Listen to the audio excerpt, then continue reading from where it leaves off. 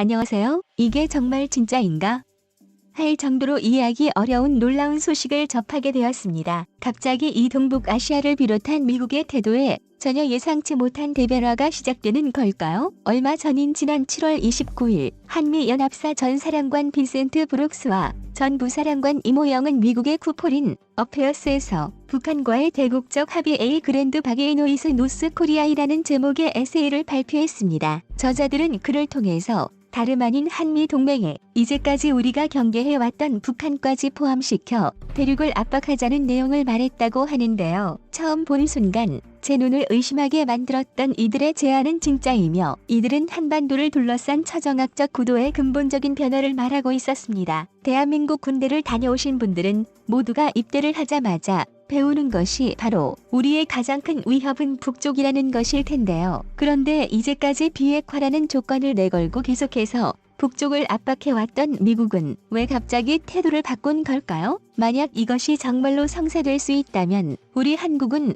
분단 68년 만에 드디어 통일을 이루고 아시아 최강국으로 올라서게 될까요? 만약 남북이 통일을 하게 된다면 그 군사력은 얼마나 강해질 수 있을까요? 지금부터 알아보겠습니다. 전문가는 아니지만 해당 분야의 정보를 조사, 정리했습니다. 본의 아니게 틀린 부분이 있을 수 있다는 점 양해해 주시면 감사하겠습니다. 민감한 사안들이 포함되어 있어 북한을 북쪽 러시아를 불검국으로 표현했음을 양해 부탁드립니다. 빈센트 브룩스 전 한미 사령관이 북쪽을 한국과 미국의 동맹 체제에 편입시키자는 주장을 최근 내놓았습니다. 이 같은 그의 주장은 대륙에게 있어 상당한 위협으로 작용할 것으로 평가되고 있는데요. 빈센트 브룩스 한미연합사 전 사령관이 북쪽을 한미동맹체에 편입시키고자 하는 배경에는 다음과 같은 분석이 있었다고 합니다. 2018년 9월 북쪽에서 열린 열병식에서는 미국 제국주의자들을 처부수어야 한다라는 문구가 걸려 있었는데요. 지난해인 2020년 10월 10일 조선노동당 창건 75주년 기념 열병식에서 북쪽은 화성-16호 신형 대륙간 탄도미사일 CBM을 공개했지만 2018년과 달리 미국에 대한 적대적인 슬로건을 내걸지는 않았다는 점을 눈여겨보았다고 합니다. 브룩스 전 사령관은 지난 2020년 북쪽이 순항미사일과 단거리 미사일을 발사한 것도 긴장을 고조시키려는 의도라기보다는 자체 방어훈련 목적이 강했다고 평가했다는데요. 현재 상황에서 북쪽은 경제안보가 최우선 과제라고 지목하면서 자국 경제안보의 미래를 보장해줄 수 있는 미국과의 대화 여지를 남겨두기 위해 군사적 움직임에는 매우 신중하다라는 내용을 남겼습니다. 빈센트 브룩스 전 사령관은 지금과 같은 북쪽의 변화는 현재 미국의 대통령이다. 대한민국의 지도자에게는 가을이라는 말도 덧붙였는데요. 두 정상은 북쪽 경제 위기의 해결을 목표로 삼아야 한다라는 발언을 했습니다. 그가 바라는 것은 굳건한 한미 동맹을 유지하며 이를 기반으로 대북 정책을 펴서 북쪽이 한미 간의 균열을 이용하지 못하게 해야 한다고 말했는데요. 한미 동맹을 위해 주한미군의 자유로운 훈련이 필요하며 북쪽과는 새로운 관계를 열어나가야 한다고 제안했습니다.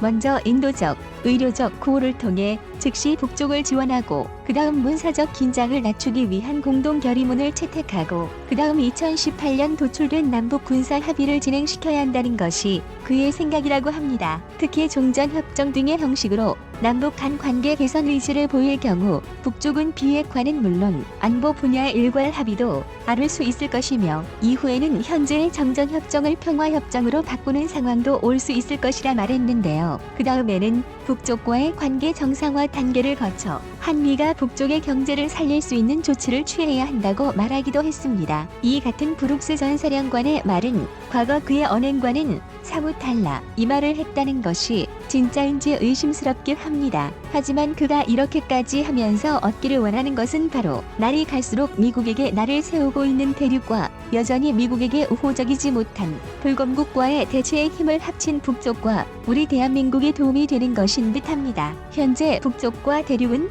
여전히 한미 동맹의 방위가 되고 있으며 대륙의 경우 한국의 고고도 미사일 방어 체계 THAAD를 배치한 것에 대해 경제 보복으로 대응한 점을 들어 대비가 필요하다고 말하고 있습니다. 한미 두 정상은 이런 식의 새로운 압력에 대해 준비되어 있어야 한다. 한미 동맹은 더 이상 외부 군사 공격에 대응하는데 그치지 않고 대륙이나 불공국 등의 경제 압박에도 대응할 수 있는 새로운 차원으로 나아가야 한다는 것이 대륙을 견제하는 데 있어 남북한이 힘을 합치는 과정에서 빈센트 브룩스 전 사령관이 제시한 조치들에 대해서는 논란이 없을 수가 없을 겁니다. 작년인 2020년 남북 공동연락사무소 폭파 등으로 인해 한반도의 긴장감이 높아졌을 때를 생각하면 북쪽과 대한민국이 타협을 이뤄내고 힘을 합친다는 것이 쉽지만은 않을 것 같은데요. 하지만 만약 정말로 북쪽과 대한민국이 평화협정을 맺고 우호적인 통일국가가 되었을 때 그 위력은 어느 정도일지, 새로운 대한민국과 미국은 어떤 식으로 대륙에 맞설 수 있을 것인지가 궁금해지는데요. 만약 북쪽과 우리 대한민국이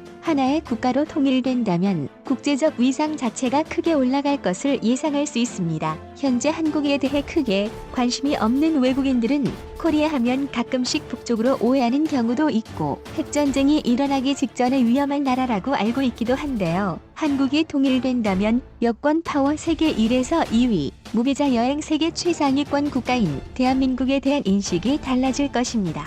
국제 외교 무대에서도 한반도를 둘러싼 4개의 강대국인 미국, 대륙, 불곰국, 일본 그리고 호주와 같은 영연방 국가와 동남아시아 지역의 강국들과 실질적으로 이해관계를 들먹이며 극한의 이익을 추구하는 외교를 행할 수 있는 조건이 성립될 것이라고 하는데요. 이렇게 확보한 외교적 이익을 담보로 해서 한반도에 수십 가지의 안전장치를 걸어 절대 어느 한쪽의 힘이 강해지지 못하게 되는 상황을 만들 수도 있다고 합니다. 한반도는 제1세계와 제3세계가 만나는 중립지역인 동시에 일본이나 호주 같은 해양 세력과 대륙의 세력이 만나는 요충지인데다 안정된 체제를 가지고 있기 때문에 누구나 탐낼 수밖에 없는 위치에 있는 것으로 평가되는데요. 한반도의 통일이 이루어질 경우 과거 우리 한국이 2번 정도 시도했었던 균형 외교를 진정한 의미에서 할 수 있게 되며 스위스처럼 미국, 대륙, 일본 중 어느 한 나라에 배치하기 민감한 국제기구를 유치할 수도 있고 싱가포르처럼 금융시장을 개방해 동아시아 지역의 국제금융허브가 될 수도 있을 것으로 점쳐지고 있습니다.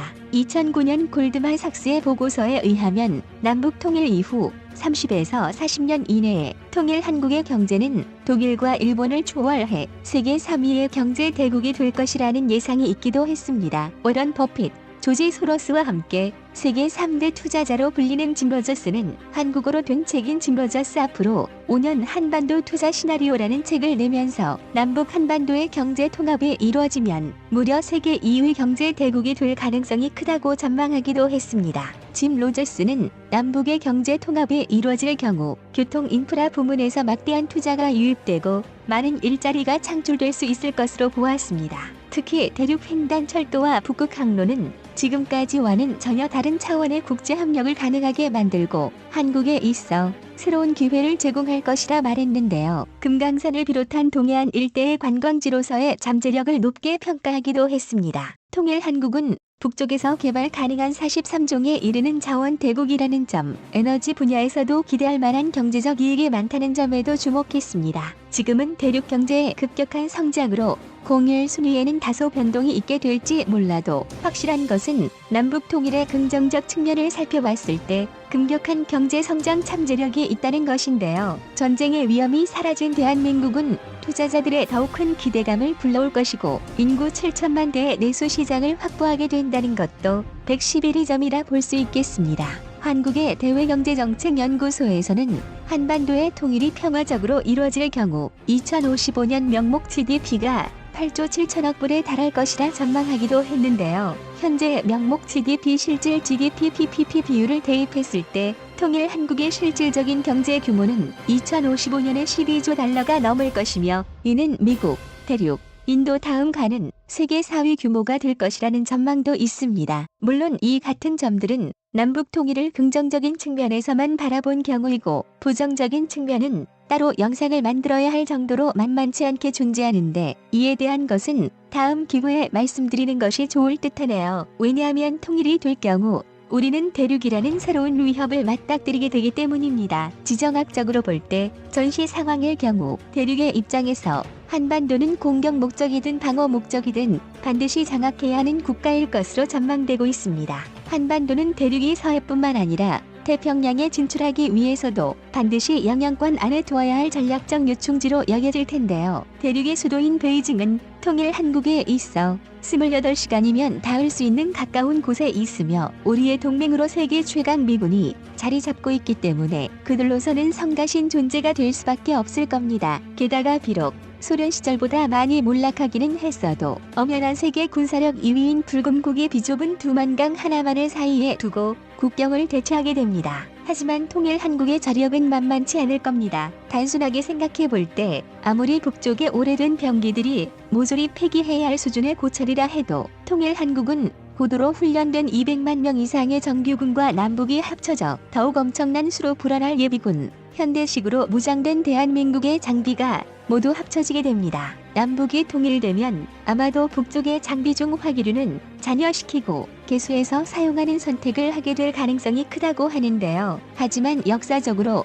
한반도를 수도 없이 침공했던 대륙은 살수대첩 때도 그랬듯이 한반도가 통일 이후의 군사력을 그대로 유지하는 것만으로도 과도할 정도로 예민하게 반응할 가능성이 높습니다. 이런 점을 알면서도 미국이 한미 동맹의 북쪽을 포함시키려 하는 데는 최근 들어 달라지고 있는 그들의 대륙에 대한 대응 전략 때문인 것으로 보이는데요. 반접근 거부 전략 A2AD로 미군과 그 동맹국들의 견제에 대응해왔던 대륙은 이제 그와 아주 유사한 방법으로 위협을 받게 되었습니다. 다음 시간에는 최근 들어 달라질 기미가 보이고 있는 미군의 대륙에 대한 대응 전략과 본격적으로 통일 한국과 대륙이 군사적으로 충돌할 경우